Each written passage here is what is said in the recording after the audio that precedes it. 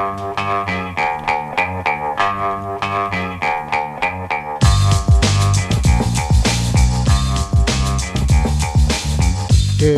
the Brian Lehrer Show on WNYC. Good morning, everyone. Here in week 3 of the war against Iran, you know some of the headline developments, most notably from a U.S. and global impact standpoint. The Strait of Hormuz remains mostly closed as President Trump asked other countries to send their militaries to help escort ships through, and gasoline is up more than 80 cents a gallon on average in the U.S. at last report, at least temporarily. Much more in countries that depend more on Middle East oil than the U.S. does. The war is still widening in that respect, right? So how to resolve the Strait of Hormuz issue, how much power Iran has to keep that front open is a key question right now. Also, how much of Iran's military supply or enriched uranium supply has to be destroyed for the U.S. to declare victory. Now, NPR was reporting this morning that about 70% of their missiles have been destroyed. Iran is definitely being weakened militarily to a very substantial degree. How much is the goal? But I also want to start the week by mentioning two things getting less attention. One is simply that tomorrow is St. Patrick's Day, and the Pentagon says they're celebrating it in cities around the country. Nothing wrong with St. Patrick's Day and celebrating Irish heritage. We will do some of that here on the show tomorrow. But this after the Pentagon under Pete Hegseth banned just about every other kind of official identity observance, Black and Women's History Months, Martin Luther King Day, Holocaust Remembrance Days, anything LGBTQ.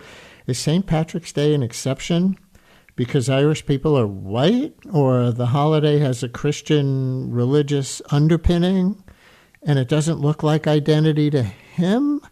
The other one the Pentagon observed this year was Mardi Gras, a time of partying, as you know, to kind of get it out of your system before the Christian observance of Lent. So why those? I'm wondering. Maybe our guest who covers the Pentagon, who will join us in a minute, will have an answer or at least a thought. We're also following the gradual process of the U.S. taking responsibility for the bombing of the girls' elementary school in southern Iran, where about 175 people, mostly children, were killed. It was apparently the result of outdated intelligence about that building, which used to be for Iranian military use. But how does information like that go out of date? Let's go all the way back to day 3 of the Trump administration, this Trump administration, January 23rd, 2025. Washington Post headline: Trump moves to close Pentagon office focused on curbing civilian deaths.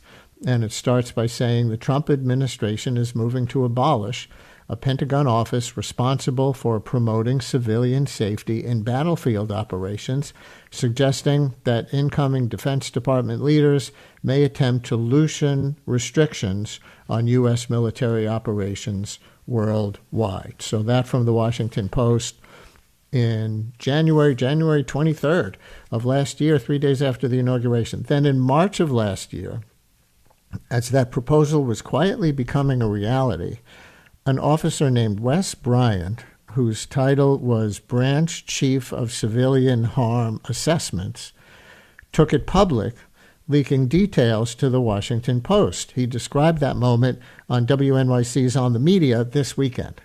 When that word came down, that, yes, this is over, guys, the center's being shut down, everything's going to be rescinded, all the policy, all the changes, guidance. So sorry, we put up a good fight. See ya. So I decided at that point to whistleblow to the good people at the Washington Post. I also went public with my name and my title. I knew the risk there, but I believed it needed to be said as a whistleblower and not be anonymous. So I'm going to stand up and do this. Wes Bryant on OTM this weekend on closing down or scaling way back the Pentagon program known as the Civilian Protection Center of Excellence. That was actually its name, including the words of excellence. And his leak about that last year to the Washington Post. With me now, Washington Post Pentagon and military reporter, Dan Lamothe. Dan, thanks for coming on. Welcome to WNYC. Sure. Thank you for having me. And we'll talk about all of the above from the intro, but let's start on your article from Friday, Hegseth vows thorough probe of school strike that Trump blamed on Iran. What was new on Friday? Really, I think the most significant piece was that despite the president previously saying on at least two occasions that he thought Iran had carried out this strike on their own school, the defense secretary has now acknowledged that there's a broader, fuller, more robust investigation within the U.S. military. These investigations are known as 15-6 investigations. It follows a specific Army regulation with that number in it. And these are usually relatively thorough. Dozens of interviews, lots of witness statements. They'll comb through data. They'll probably listen to radio transmissions. All different ways of trying to get a better understanding of how this sort of situation could occur. An AP story that the Washington Post carried said outdated intel likely led the U.S. to carry out that strike on the school. Can you describe briefly what was apparently outdated? Yeah, so the Post itself had similar reporting. The idea here is that there was a building adjacent to a number of military structures that at some point in the last 6, 8, 10 years was shifted back to be a school. And there's a list of targets, a targeting list, they call it. And for reasons that aren't really clear right now, that targeting list was not up to date. They drew on that targeting list when drawing up what they would strike in Iran, particularly given the number of things that they've hit in Iran in short order here. This school was among some of the first things hit. And they were working on awful data, and I think the why of it is really the unclear part here, how that could occur. The why of it, and we don't know for sure that they would have known it was a school if they hadn't defunded the Civilian Protection Center of Excellence. But here's something Secretary Hegseth said on March 2nd, the day after the school was hit. 2 days ago, under the direction and direct orders of President Donald J. Trump, the Department of War launched Operation Epic Fury, the most lethal, most complex, and most precise aerial operation in history. Now, he would have almost certainly known about the school strike at that point when he said those words, the most precise aerial operation in history. Have Hegseth and the other leaders been asked to comment on the closing of the civilian protection program that used to be in place and whether it could have been relevant to having outdated intel on the school? Yeah, this is an issue that obviously goes back basically a calendar year at this point in terms of the closure. They tended to focus heavily on looking at what happened after mistakes occurred. So they would be involved now. Whether or not they could have prevented this from happening, I don't have a clear read on that. That's something that perhaps the investigation will look at as well. So you said they would look at preventing these things from happening in the future, looking back at mistakes that were made. Hegseth said on Friday that the U.S. doesn't target civilians, only Iran does, and Iran certainly has a history of backing explicit attacks against civilians in Israel and elsewhere. The school strike was because the Pentagon was wrong about what that building was. That's morally different. But if it's from purposely being neglectful about preparing to avoid civilian deaths, that also raises moral questions.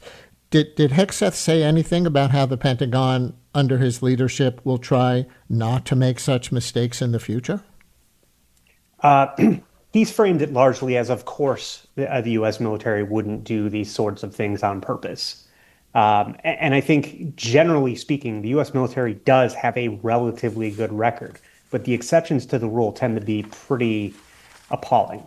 One example that we acknowledged in the story, it's about 10 years ago now, there was a hospital in northern Afghanistan that the U.S. military shelled for the better part of an hour, despite cries from the ground, basically people in that hospital trying to say, hey, stop shooting at us. And in that case, it was similar feel of they thought it was one thing on the ground. It actually was something else, and a lot of lives were lost in that process as well. Listeners, your comments and questions welcome for Dan Lamothe, who covers the Pentagon and the military for the Washington Post, 212-433-WNYC, call or text 212-433-9692 on anything we're discussing about the war or anything you want to bring up. Before we get to the main tension in the war right now, the Strait of Hormuz with its massive economic and military implications, can I ask you about these St. Patrick's Day celebrations that I mentioned in the intro? I don't know if you've covered this at all or if it's on anybody else's radar, but I'll read from an article in the military newspaper, Stars and Stripes. The headline is, "See the Pentagon's Calendar of Events, Honoring the Nation's 250th Birthday." So they are citing here from the Pentagon's own calendar of events for this 250th birthday year of the United States. And it says the year kicks off with the Tournament of Roses parade and Rose Bowl football game on January 1st. Okay. Then it goes on to Mardi Gras parades in New Orleans, taking place from February to March. Performances by the U.S. Military Academy drill team and the Marine Corps ceremonial and brass bands. Okay. And then St. Patrick's Day parades in Savannah, Georgia, St. Louis, Missouri, and New York City will respectively feature the Army's 3rd Infantry Division, Army Color Guard, and the Military Academy's pipes and drum band. So that's from the Pentagon's calendar of 250th birthday events. And my question is, if they canceled every other kind of identity celebration, why are they making ones for St. Patrick's Day? Do you have any idea? No, I have no sense for exceptions to the rule here, other than to acknowledge that there have been in several cases in the past. When Secretary Hegseth first came in, there was a pretty concerted and pretty pointed effort to squash any kind of diversity effort that I think looked like an exception to the rule in his eyes. And that's not just Martin Luther King Day and things like that, but also West Point. I wrote a story about a year ago talking about how they had basically prohibited the meeting of a variety of what they call affinity groups, which tend to be relatively specific groups of students, Asian American groups or African American groups on campus, students basically meeting themselves, in relatively small groups, celebrating their own heritage and their own diversity. That was not something he was welcome to. With that said, in addition to things like continuing to march in parades, we have seen regular Christian meetings at the Pentagon. He's brought in a number of the evangelical pastors. They're relatively open and actually kind of, really trying to highlight those events even as they cancel others. And so the obvious question that comes to mind is it because Irish heritage is white and sort of Christianity adjacent, and Hegseth doesn't consider that an identity celebration in the same way as Martin Luther King Day or others that they can no longer officially observe? You said he set out to quash what seemed to be exceptions. Maybe this just doesn't look like an exception to him. He doesn't even register that it's an identity celebration. I don't know. Has anyone asked that question? I'm not tracking any new reporting on that, other than it fits into a larger pattern. All right. Let me take a call from Dan in Sleepy Hollow about the Civilian Protection Office. Dan, you're on WNYC with Dan Lamothe, who covers the Pentagon and the military for the Washington Post. Hello. Hello. There was a really good interview this weekend on the media with Wes Bryant, who was either the head or high-ranking in that civilian protection unit in the Defense Department. Right, and I'll just say for the record, because I guess you came into the segment a little late, we sampled from that interview in the intro to the show, and all credit to OTM for doing that. But yeah, we played a clip of that guy to set this up. Go ahead. Oh, great. Yeah, it was really nice. So your guest had just mentioned that the civilian protection unit was more retrospective and like looking at things that happened. And, so wouldn't have necessarily helped with the school attack. But the guest on the media was saying that they preemptively mapped out civilian areas and, no strike lists and things like that. So it seems, that there's a bigger picture out there of, possible preemptive protection that could have happened in the Iran school strike. Dan, thank you. And Dan from the Washington Post, anything to say to that? Yeah, I think it's notable how outdated the data on the school situation appears to have been. There is open Google imagery and maps available that had a playscape in the back of the school, I think back in 2018. So it has been a school for quite some years. And Larry in Oceanside on that topic as well, the school strike. Larry, you're on WNYC. Hello. Good morning, Brian. This is in reference to the frightening age of autonomous AI warfare that's upon us. I heard this discussed actually in detail the other day on Science Friday, where reporters stopped by.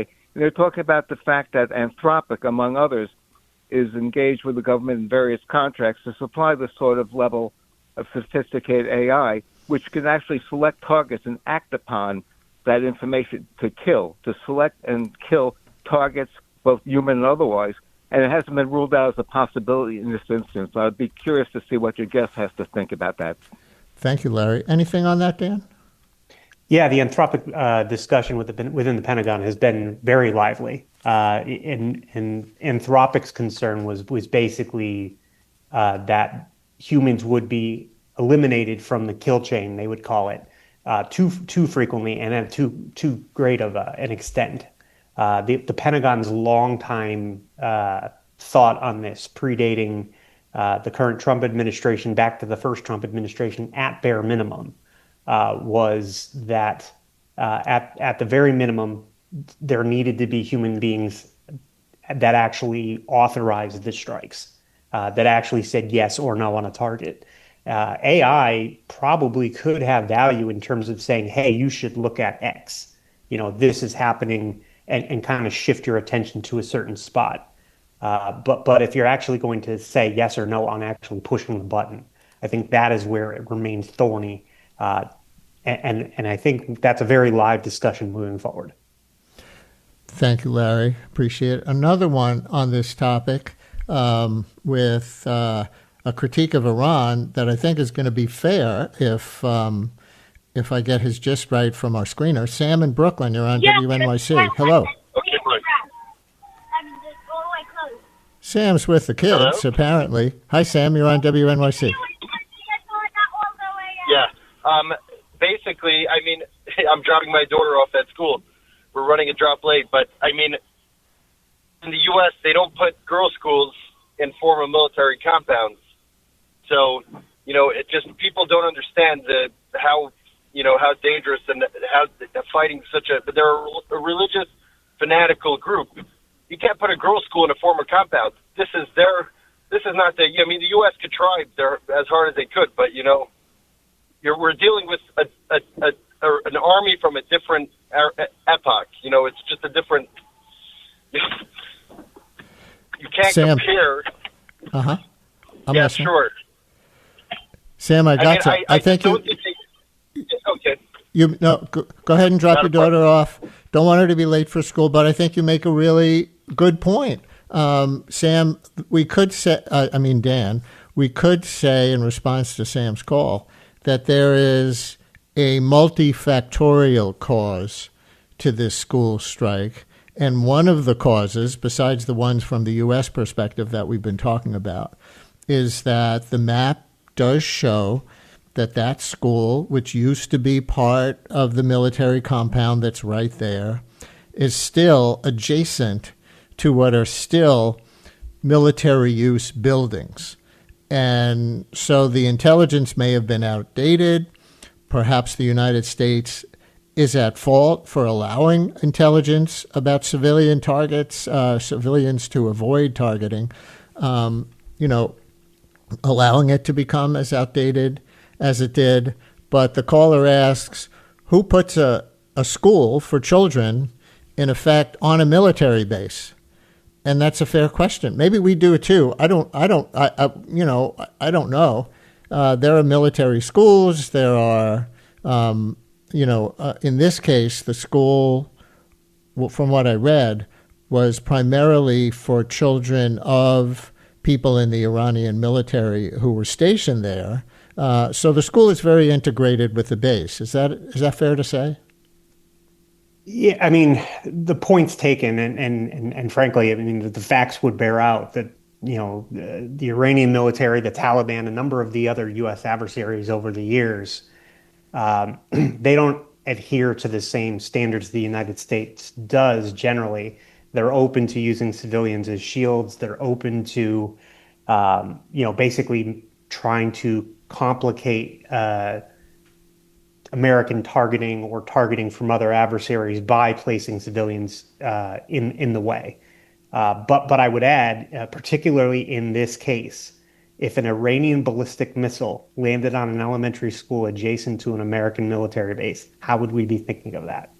There are elementary schools on many American bases. We also integrate schooling for U.S. service members' families into the American military system.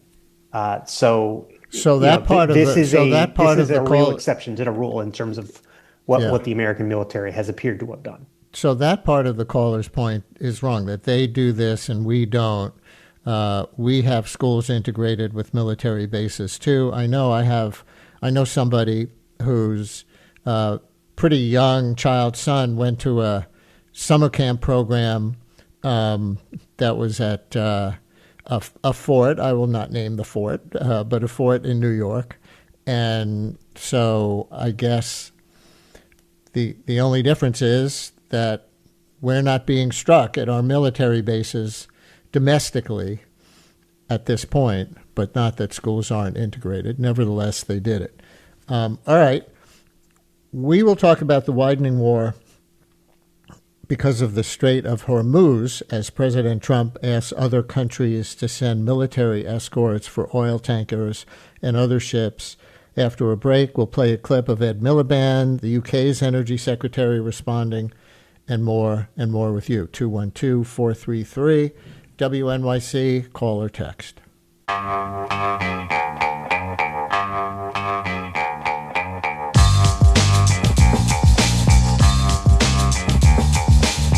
Brian Lehrer on WNYC as we continue with Washington Post, Pentagon, and military reporter Dan Lamothe. And you, 212-433 WNYC, call or text. Let's talk about where the war stands. What's happening in the Strait of Hormuz? So the Strait of Hormuz remains effectively closed, I think is probably a fair way to put it. There's certainly a disagreement over whether or not ships are able to pass under any circumstances at all. But the reality is it's such a dangerous place at the moment that ships mostly are not passing and probably won't be for some time. And that creates a whole cascade of effects on gas prices, on shipping, on how allies and partners look at this war, and on the pressure that the Trump administration is going to face. What are the global economic impacts? Where would you start to describe them? People know what they see in their lives. The U.S. has an 80 cents average gasoline price increase, is the number I saw reported since last month. But is it worse elsewhere? It is, and that's in part because the United States, over the years, particularly since some of the earlier wars in this region, has tried to look for new ways to insulate themselves from Middle Eastern oil prices. Some of that is domestic oil. Some of that is alternative methods of energy. But either way, while U.S. prices are going up even more in Asia, in parts of Europe. And one of the things that I thought was notable here is one of the first things we saw is that sanctions were actually eased to a degree on Russian oil, which those sanctions were put in place after the full-scale invasion of Ukraine a couple years ago. So some of the teeth that Russia faced are now actually going away as a result of this conflict in the Middle East. And the U.S. is asking other countries to send their militaries to escort ships through the strait. Germany, Japan, Australia, and Greece have all said no. Here's UK Energy Secretary Ed Miliband over the weekend. You can rest assured that any options that can help to get the strait reopened are being looked at in concert with our allies. But as I say, we don't want a nuclear Iran, but ending this conflict is the best and surest way to get the strait reopened. So just on the UK for a second, Dan, do you have an understanding of what their Energy Secretary Ed Miliband was actually saying there? Of course they're concerned about the situation, but the best way to get things back to normal is to end the war. Who was he talking to? Was he talking to Iran? Was he talking to President Trump? Can you parse the UK position? I would say that's probably directed at both parties to a degree, but I think even more so to the Americans. I think, this is a discussion that goes back decades. What to do with Iran, what to do with Iran's nuclear ambitions. Numerous administrations have examined what to do, how to handle it, and a lot of them ultimately said that any kind of full-scale war was likely to lead to a closure of the Strait of Hormuz. And that it would be very thorny to reopen it once that occurred. We're kind of in that spot now. What is Trump asking these countries to do exactly? And why are so many saying no? I don't know if those countries are not being impacted. Germany, Japan, Australia, Greece, but apparently Trump asked them. What he's asking for is not insignificant, which is to put their own militaries, their own vessels in harm's way directly in an effort to reopen this strait that they themselves had no party to involvement on the closure of it. That's a waterway that's relatively narrow. In addition to the mines in the water, which can be found, and that's a threat that can at least be dealt with. There's a risk there nonetheless. And then more so, dealing with the one-way attack drones that Iran can launch, not only from its mainland, but from a lot of these islands that they have control of in the Persian Gulf. It's a multifaceted threat that's hard to predict. And for the sake of argument, if a British warship gets hit and they have 10 dead sailors, does that then pull them directly into the conflict in a way that domestically, they're going to have to struggle with? A couple of texts coming in. One looks back to that question of schools integrated with military bases. And in addition to what we said about it happening in the U.S. as well as in Iran, listener writes, schools are on most U.S. military bases along with family housing in the U.S. and abroad, meaning, I guess, U.S. military bases in other countries around the world. There are also schools integrated. So just making that point for more context on that. Another listener writes with a little bit of snark, we need a New Yorker cartoon of Trump pictured over a barrel with a $200 a barrel price tag on it, ha ha ha. And someone else writes, after Trump denigrates our allies in NATO, as well as leveling destructive tariffs against them, he now asks for their help to bail him out and concludes his incompetence is on full display for all to see. So that listener's opinion. But how much does your reporting or that of your colleagues who may be on, more Europe-based or even Asia-based beats, how much does the reporting indicate that Trump's tariffs, in the case of NATO allies, the way he denigrates them, is coming back in this case just because people are saying, oh, yeah, now you want our help, that kind of thing? I think certainly the sentiment is there. They're pretty open about that in some cases, the kind of taking exception to the way they were treated before and now having kind of a hat in hand sort of feel to it, or at least pressure to do more on something that they didn't sign up for in the first case.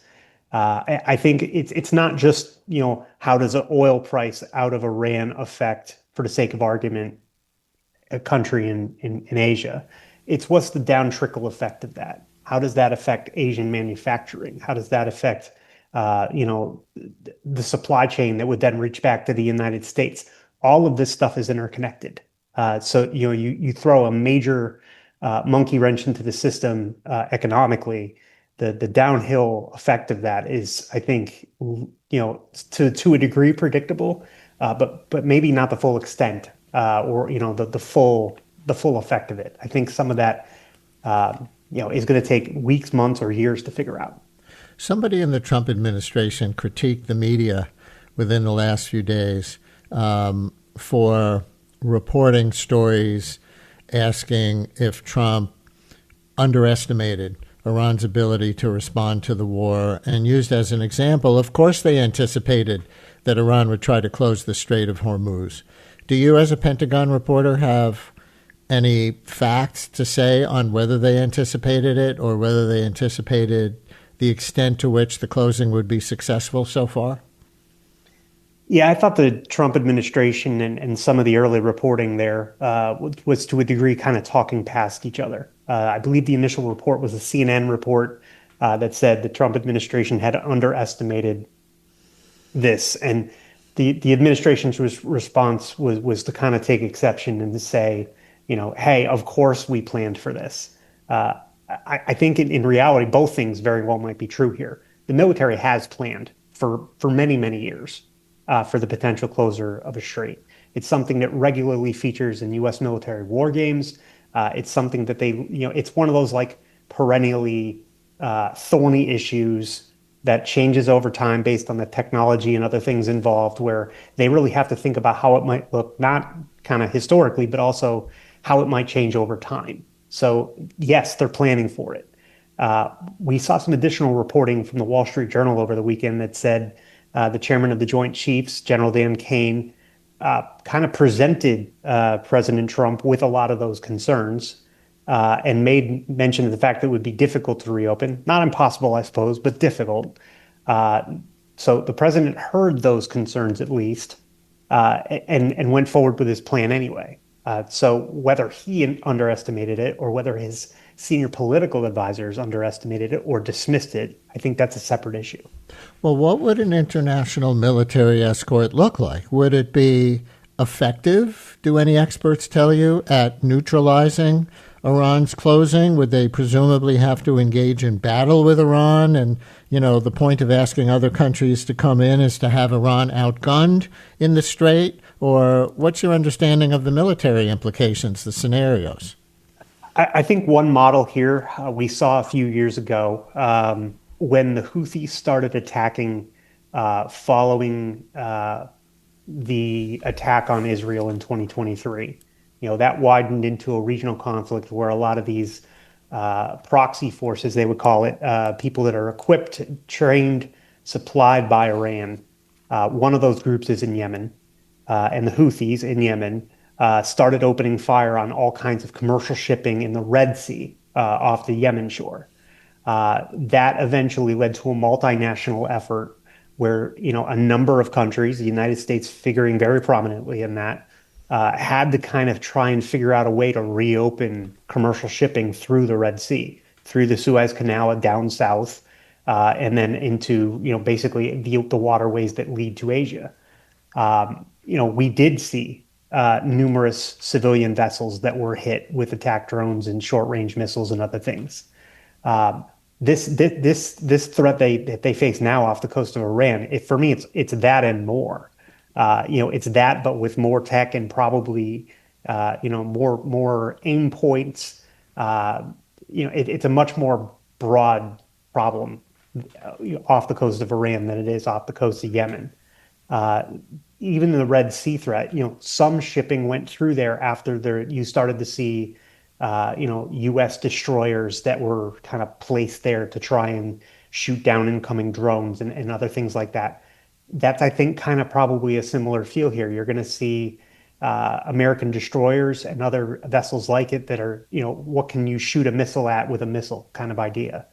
That's not 100% solution. Some of those rounds tend to get through, even if you hit 92, 95% of them. The ones that get through can be very destructive. It's interesting that Trump asked China to be one of the countries that sends military escorts, a U.S.-China military alliance of all things against a common enemy. Do you know if China has any interest? It's not on the list of countries that are reported to have already said no. I don't have the sense they said yes yet either. China's got a real commercial interest in that strait staying open, and I suppose that's the Trump administration's pitch here. The same could be said for the Red Sea. When you had European goods and Asian goods transiting the Red Sea to get back and forth, that upends the market in both places. Whether China wants to sign on for something like this when they could themselves directly be targeted, I think that's a very live question. Is it different for Russia? I heard, and you mentioned it earlier in this conversation, that the U.S. has temporarily lifted its oil embargo on Russia. At least some of the sanctions, yes. So what's their interest in this war, economically speaking, and is it different from China's? I do think it's different. Russia has such an oil-based economy that they, in many ways, stand to benefit from this conflict. China's economy is built on a lot of other things, manufacturing, cars.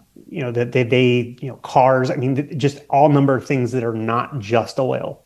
If anything, China needs oil. So, they have a very different set of interests there.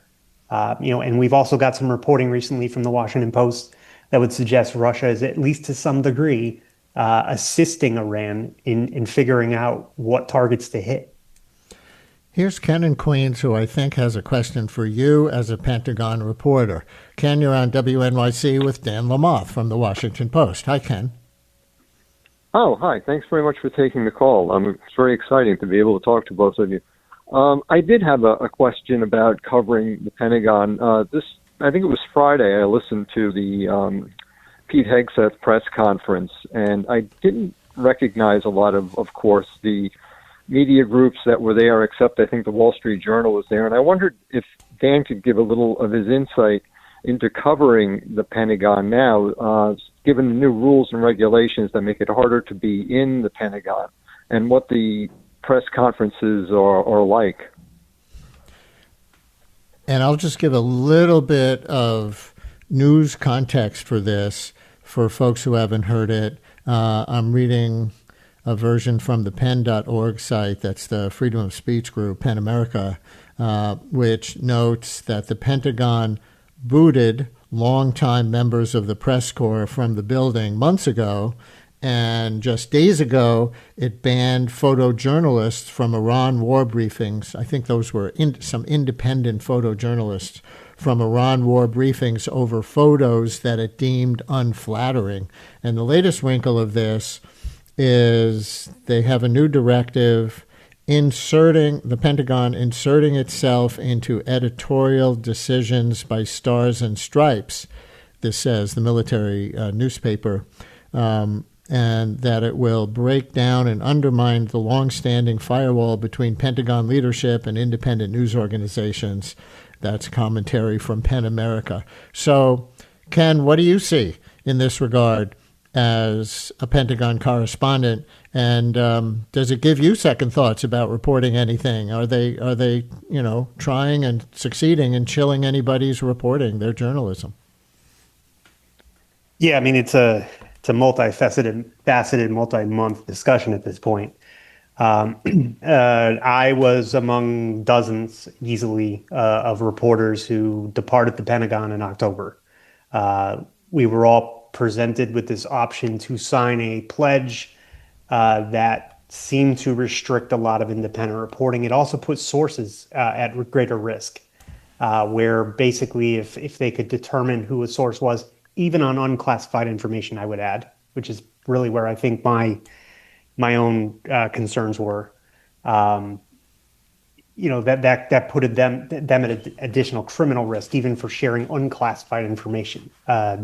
So what you've seen is kind of the Pentagon establish this ulterior press corps that is largely politically aligned with them, generally, not entirely, but generally very inexperienced on the issues at hand, and generally not doing the job full time. A lot of these correspondents are White House reporters who cover the White House full time, who come over on occasion for a briefing at the Pentagon. Many of them don't even live in the area. So, you call a press conference on a Thursday. If I live in Arizona, California, Florida, wherever, I then need to make a judgment call of whether I'm going to fly for a 30-minute briefing. Many of them don't. So what you've seen, these press conferences, I can't say it's entirely questions from the new press corps, but many of them are. Some of those questions very much mirror what I would ask. Some of them don't. And then the kind of the old school press corps, myself included on one of the recent briefings, tend to be in the last couple rows, don't tend to be called upon, and we're kind of all there taking it in. You'll hear occasionally a question shouted out, trying to interject something that maybe wouldn't be asked otherwise. And you're kind of waiting to see whether or not they call on anyone that might be a little more skeptical of the way the facts are being presented at the Pentagon right now. And even with all of that, the administration is complaining. I mean, maybe this is what any administration does, or maybe they're doing it more, complaining that the press coverage has been spun against them. But do you think that your colleagues in the press corps are failing to get information out, that they would get information out to the American people about, because of the way you described they're setting up these news conferences? For me, it's probably to a degree about the news conferences. It's even more about the other ways that we access information. If this was 2 years ago, 5 years ago, 10 years ago, I wouldn't be walking into classified spaces in the Pentagon, but I would have free reign to go check with Army Public Affairs or with Joint Staff Public Affairs or with different groups in the Pentagon that all have different, to a degree overlapping, to a degree not, sets of information. And it's a way to kind of truth squad things and try to get at what actually happened. They have one by one shut down access to many of those things. So as they're saying, oh, well, you just need to go to the right people and ask these questions and we'll give you answers.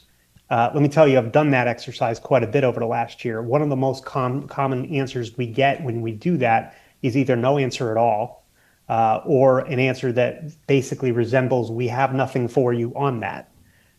So that has led a lot of us to kind of backdoor ways of information that always were active, but now are basically the primary, which I think has frustrated Secretary Hegseth and others, because while they have slowed down the flow of real information, they haven't been able to stop it. So it takes more time, it takes more effort, it takes more meetings in person, it takes more messaging on encrypted applications like Signal and others. But that doesn't completely stop it. And over time, you've kind of created this whole other way of kind of talking and staying up to date. And that has led to a lot of the reporting that has frustrated them in recent days. Wow, pretty bad. And Ken in Queens, thank you for asking that question. And Dan, thank you for answering it in such detail. Before you go, on the stated goals of the war by the U.S., because everybody wants to know how this ends, how this potentially ends. I know there have been various conflicting goals stated, but here's Secretary Hegseth right at the start of the war, March 2nd, saying, I think pretty much what it's turning out to be. The mission of Operation Epic Fury is laser-focused. Destroy Iranian offensive missiles, destroy Iranian missile production, destroy their navy and other security infrastructure, and they will never have nuclear weapons. And Hegseth also said this.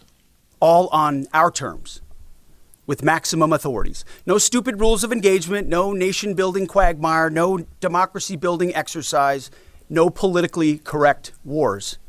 We fight to win, and we don't waste time or lives. So democracy for the Iranian people, he said, no democracy-building exercise, not a goal. And the rules of engagement comment, widely cited in the context of the lack of caution or bad intel that apparently led to the school strike. But on the campaign against Iran's military, I heard a stat that about 70% of their missiles have been destroyed so far. Do you have anything like that? Yeah, I mean, I think that the challenge for the administration right now is several of those bullet points Secretary Hegseth read out in that clip are achievable. You know, you can destroy their ships. Admiral Cooper, the top admiral at U.S. Central Command, put out a video update in the last few hours that said they had hit in excess of 100 Iranian military vessels. Some of those are probably speedboats. Some of those are much larger. But they're like, that's an achievable goal. You can see those, you can hit those. It's hard to hide many of those. So you can check that box off at some point and say, yes, we've done that. The same goes for the ballistic missile launchers, although that is more difficult because some of those are hidden below ground. So there probably will be some stragglers for some time. I think the tricky part is really that last bucket. How do you stop Iran from its ambitions? We don't want them to ever have a nuclear weapon. That's a mindset. That's a goal that they have. So regime change or not is a discussion that's a part of that. If the replacement regime has the same ambitions, then I don't know that you can really say you've achieved that end state. So at what point the United States says we did this, that, and the other, the military's been smashed, and they can look at Iran and say, okay, we have some sort of negotiated settlement that we can look at and say, okay, we can walk away from this for now. And then I think the discussion becomes, if they don't like what they see 18 months from now, they see signs of Iran rebuilding either missile facilities or the actual nuclear testing sort of labs that we've seen. Are they spinning centrifuges, all that kind of stuff. At that point, it's like, okay, do you go back and strike them again and again and again? And I think that's where this is unresolved. And probably where it's headed, because there's almost no other realistic scenario, right? Not the unconditional surrender that Trump cited at least once. That doesn't seem realistically to be what even he thinks they're aiming for. Yeah, I mean, I think, at some point, Iran is going to have virtually nothing left. But if the mindset doesn't change and they're still able to occasionally launch attack drones, and I mean, for that matter, it wouldn't be a reach to think that Iran may eventually decide to destroy a restaurant in the United States or in Europe or wherever else to make a point here. This is a very complicated threat, and it's unresolved. And your Washington Post colleague, David Ignatius, was on Morning Edition today saying another shoe that could drop is, God forbid, but the terrorism aspect of the war. And we may have already started to see it with some of the incidents last week, but individuals in the United States or elsewhere around the world carrying out attacks because they support Iran. Yeah, and I think that those come in two categories. You've got the inspired by version of it, where it's not somebody who's directly affiliated with Iran, but they're unhappy with what they've seen, or maybe they have family members there, or they're just, they're fed up with what they see from the administration. So they take action that is, criminal and deadly, and the fellow Americans feel the consequences of that. The second version is something that's more Iran-sponsored or Iran itself.